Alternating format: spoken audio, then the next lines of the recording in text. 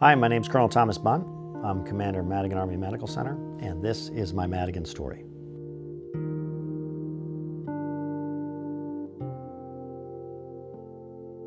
For many folks who do not know me, hopefully this will kind of lend some insight into maybe not just who I am, but part of my soul, and why it is that I love Madigan. And there is nothing Madigan will owe me that I do not owe her more. And hopefully after this story, you'll understand why. I didn't come to Madigan applying for a job or having passed a board to be selected against my peers and other competitors. I came to Madigan as a patient. I was around 14 or 15 years old, and I decided to take on a truck with a motorcycle, and I lost that contest. And a truck hit me. It was not my motorcycle, and I had no helmet, no license, and no luck. And that truck put me down pretty hard. Broke my bones in my ankle so bad that I could see the bottom of my foot from a laying position. And my eye was ripped in the corner to where I looked to lose my eyeball. And I had holes in all the bendable parts of my body. And thankfully, I'm very well aware of HIPAA, so I can tell you. But I would tell you, based on that experience, some things are a little bit cloudy, but not the reaction of the staff or even my parents for that matter. I was picked up by the ambulance, and I remember, so this is a testament to the ambulance crews. They dealt with me, and I was a non-compliant patient, right? I was hollering at them, asking them why they kept asking me the same question over and over, where I lived. I thought they just didn't have an ability to write it down or something, when they were really trying to keep me from going unconscious and suffering from that injury that way, which I easily would have. When they got me to Old Madigan, which you all call the Madigan Annex, I went to the emergency room. And there were some other fellows that came in from motorcycles accidents that night with me who did not fare well. I'll just put it like that. And I didn't think I was faring very well either, as I was hollering and jumping and trying to get off the table and arguing with them about cutting my pants, because I just had some nice new Levi's, as you might well imagine. And my dad shows up, and he's a retired sergeant major from the Army, and he's trying to hypnotize me. And it didn't really dawn on me till many years later, many years later, probably not till my last excursion up here, as to why he was so calm. And I think he was calm to this day when I ask him about it, is because he had so much confidence in Madigan. I mean, the medical system to him was phenomenal. It still is to this day.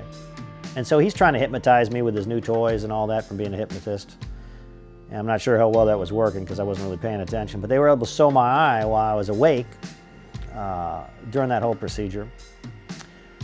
And then they sent me down to the cast room. So I got to be introduced to Pad, because Pad liked three-wheeled bicycles back then. They loved their tricycles. And they put the medical record in the basket. Many of you probably don't realize we had tricycles in Old Madigan. It's pretty awesome. If we find them, we need to go ride them. And they put me in the basket and they cruised me down to the cast room, which is at the same time that the former Mr. Torque was here, and he very well could have cast me at that time. And I imagine his spirit, since we just dedicated a room to him, is still wandering those halls as well. And I could see that, because I remember when they put that cast on, they tried several times. I had a cast in my knee, even though my break was on my ankle. It was just that bad. And it took a few times to get it right, and they were so incredibly calm and collected with me. Then I went home and I came back for my however many week follow-up, and I got to be introduced to discharge planning, which obviously got me back into the facility.